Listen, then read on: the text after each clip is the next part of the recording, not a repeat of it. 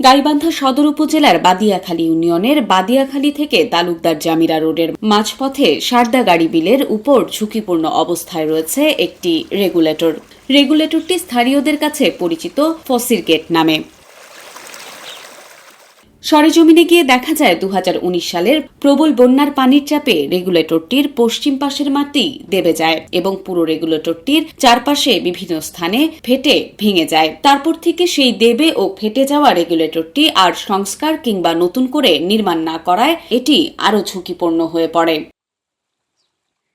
রাস্তাটি গাইবান্ধা সদর উপজেলার বাদিয়াখালী থেকে গোবিন্দগঞ্জ ও পলাশবাড়ী উপজেলার একমাত্র যোগাযোগের মাধ্যম হওয়ায় cycle, motorcycle, van, autorickshaw, CNG, mini truck, ট্রাকসহ বিভিন্ন যানবাহন চলাচল করে এ রাস্তায়, যার কারণে প্রতিদিন ঘটে ছোট বড় নানান দুর্ঘটনা।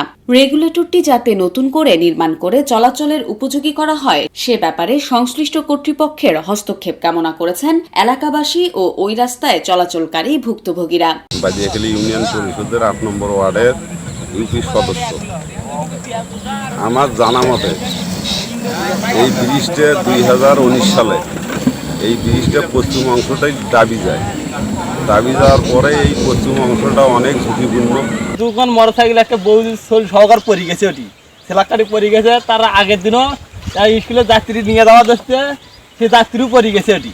গাইবান্ধা জেলা পানি উন্নয়ন বোর্ডের অফিস সূত্রে জানা যায়, সদর উপজেলার সারদাগাড়ি বিল ও পার্শ্ববর্তী এলাকার জলাবদ্ধতা দূরীকরণের জন্য তদানীন্তন ইপি ওয়াবদায়ের অধীনে ১৯৫৬ থেকে ১৯৬০ সালে সারদাগাড়ি নিষ্কাশন প্রকল্প শিরোনামে একটি সেচ ও নিষ্কাশন প্রকল্প চকবরুল এলাকায় নির্মিত হয়। উক্ত প্রকল্পে ওই এলাকার প্রায় ৩৬৩৭ হেক্টর জমি উপকৃত হয়।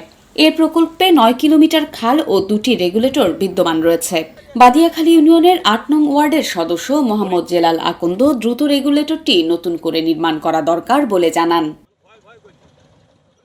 এ বিষয়ে গাইবান্ধা পানি উন্নয়ন বোর্ডের নির্বাহী প্রকৌশলী মোহাম্মদ হাফিজুল হক বণিক বার্তাকে বলেন, আগামী বছরের বাজেট বরাদ্দের মধ্যেই এটি পুনর্নির্মাণের জন্য প্রস্তাবনা পাঠানো হবে। বিগত বছরের বন্যায় আংশিক ক্ষতিগ্রস্ত হয়, এই ক্ষতিগ্রস্ত রেগুলেটরকে পুনর্নির্মাণের জন্য আমরা আমাদের দপ্তর থেকে নকশা সার্কুলার প্রেরণ করি। আমরা ইতিমধ্যে নকশা পেয়ে গেছি। আমরা আগামী বছরের বাজেট বরাদ্দের মধ্যে এটি পুনর্নির্মাণের জন্য প্রস্তাবনা প্রেরণ করব।